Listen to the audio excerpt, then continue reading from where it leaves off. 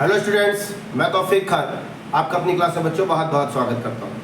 बच्चों आज हम लोग फिर से एक नए न्यूमेरिकल के साथ यहाँ पर है और ये न्यूमेरिकल भी मोल से ही संबंधित है। क्या कह रहा है क्वेश्चन?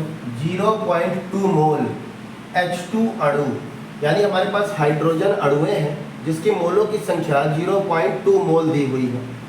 तो 0.2 मोल दे दिया है हमको हाइड्रोजन अणुओं की संख्या, तो हमको उसी हाइड्रोजन अणुओं का द्रव्यमान बताना है तथा 0.2 मोल किसके हैं? हाइड्रोजन के। तो उस 0.2 मोल में हाइड्रोजन के अणुओं की संख्या भी बताओ। दो चीज पूछ रहा है। क्या पूछ रहा है? एक पूछ रहा है H2 अणु का द्रव्यमान पूछ रहा है। द्रव्यमान पूछ रहा है, क्या दिया है? मोलों की संख्या को देकर। और आपसे क्या पूछ रहा है? H2 अणुओं की संख्या पूछ रहा है। क्या देकर? मोलों की संख्या देकर। अणुओं की संख्या को किससे दर्शाते हैं? n0 से।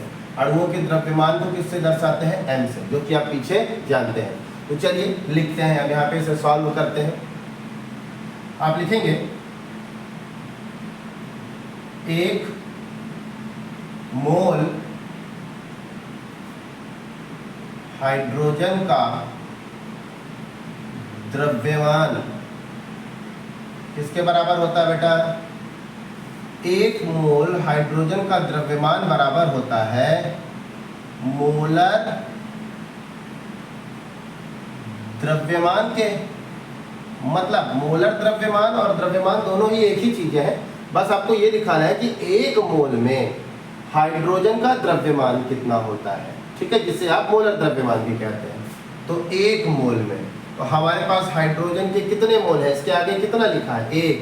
तो ये 1 मोल, 1 हाइड्रोजन का भार, ठीक है, ये 1 मोल आपका यहाँ पे हो गया। अब हमको हाइड्रोजन का द्रव्यमान निकालना है बेटा। तो हाइड्रोजन अणुओं की संख्या कितनी है? यहाँ पर हाइड्रोजन परमाणुओं की संख्या कितनी है? तो हाइड्रोजन परमाणुओं की संख्या 2 है। 1 हाइड्रोजन का भार कितना होता है? 1। दोनों का मल्टीप्लाई करेंगे तो आएगा 2 ग्राम प्रति मोल, ठीक है। यानी कि प्रति मोल में, हर एक मोल में हम देखें अगर H2 का जो द्रव्यमान होगा वो कितना होगा? 2 ग्राम होगा। हर एक मोल, प्रति मोल, 1 मोल में हाइड्रोजन के लिए, कौन हाइड्रोजन? H2 के लिए उसका मोलर द्रव्यमान 2 ग्राम होगा, ठीक है बच्चों। तो ये तो 1 मोल के लिए था मोलर द्रव्यमान। 1 मोल के लिए H2 का द्रव्यमान कितना? इतना। तो 0.2 के लिए अब H2 का द्रव्यमान कितना होगा? 0.2 मोल H2 अणुओं का द्रव्यमान बराबर, तो 0.2 लिख दीजिए। और हाइड्रोजन का अभी आपने कितना द्रव्यमान ज्ञात किया है? 1 मोल का कितना? तो 2 से मल्टीप्लाई कर दीजिए। इसे सॉल्व करिए तो आएगा 0.4 ग्राम प्रति मोल। तो देखिए 1 मोल में हाइड्रोजन का द्रव्यमान इतना है, लेकिन 0.2 मोल में H2 अणुओं का द्रव्यमान इतना है। और आपसे यही पूछ रहा था 0.2 मोल में H2 अणुओं का द्रव्यमान कितना, ये आ गया। अब आपसे क्या पूछ रहा है? 0.2 मोल में H2 अणुओं की संख्या बताइए। तो आप क्या फार्मूला जानते हैं? n बराबर